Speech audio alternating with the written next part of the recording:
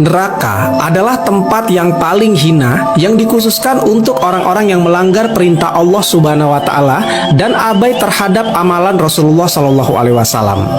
Terdapat 7 tingkatan neraka, di mana neraka jahanam merupakan level neraka tertinggi karena di sana terjadi penyiksaan yang paling dahsyat dan mengerikan. Dan di dalam neraka jahanam itu ada sebuah tempat yang bernama Jub al-Hazn yang memiliki arti lembah kesedihan.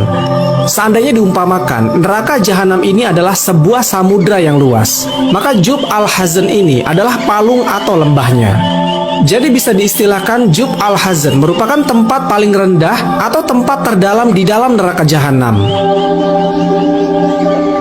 Berbicara soal neraka, ternyata ada beberapa nama anak manusia di dalam Al-Quran yang dipastikan memiliki tempat di dalam neraka.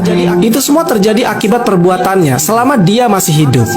Maka siapa sajakah nama-nama itu? Jadi inilah 11 nama yang dipastikan masuk neraka dalam Al-Quran.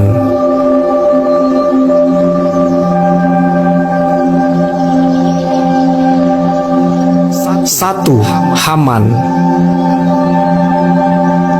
Haman adalah orang yang disebutkan namanya sebanyak 6 kali di dalam Al-Quran.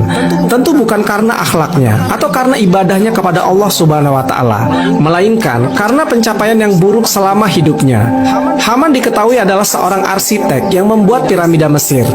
Di dalam Al-Quran, Allah Subhanahu wa taala berfirman, dan berkata Fir'aun, "Hai Haman, buatkanlah bagiku sebuah bangunan yang tinggi supaya aku sampai ke pintu-pintu, yaitu pintu-pintu langit, supaya aku dapat melihat Tuhan Musa, dan sesungguhnya aku memandangnya seorang pendusta."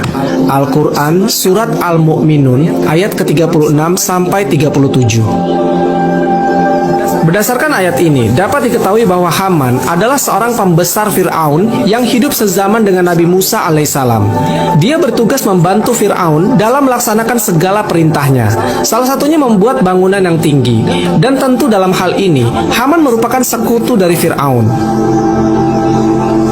Di kerajaan Fir'aun, Haman menempati beberapa posisi penting di kerajaan, seperti menteri, penasihat kerajaan yang berfokus dalam bidang keagamaan, dan sebagai pelaksana proyek pembangunan piramida. Hamanlah yang diperintahkan oleh Fir'aun untuk merancang sekaligus menjadi mandor untuk proyek besar pembuatan bangunan piramida, yang nantinya piramida yang tinggi itu akan digunakan Fir'aun untuk melihat Tuhan Musa dari atas sana. Proses pembangunan piramida ini kira-kira membutuhkan 50.000 pekerja dan belum termasuk tukang untuk membuat kuil-kuilnya.